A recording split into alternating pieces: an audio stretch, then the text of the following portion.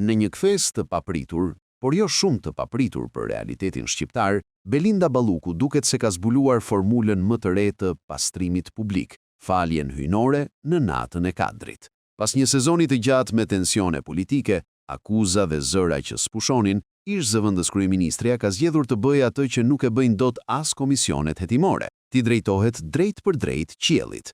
Në një foto që po qarkullon në rrjetet sociale, Balluku shfaqet në iftar, me një përullësi aq të thellë sa për një moment të bën të harrosh edhe projektet që u nisën, u inauguruan dhe u zhdukën më shpejt se vijizimet e rrugëve. Burime jo zyrtare thonë se lutja kryesore ka qenë thjesht, më pak dritë mbi dosjet dhe pak më shumë errësirë për ata që i lexojnë ato. Një kërkesë modeste, në një vend ku ndonjëherë transparenca funksionon vetëm kur fiket drita. Ndërkohë, opinioni publik mbetet i ndarë. Disa besojnë se falja hyjnore është universale, të tjerë mendojnë se për disa mëkate duhet edhe një apel në tokë, jo vetëm në qiell. Dhe kështu, mes besimit, ironisë dhe realitetit që shpesh duket si satir, mbetet një pyetje e thjeshtë. A mjafton një natë e shenjtë për të mbyllur një kapitull kaq të zhurmshëm? Përgjigja, si gjithmonë, mbetet pezull diku mes tokës dhe qiellit.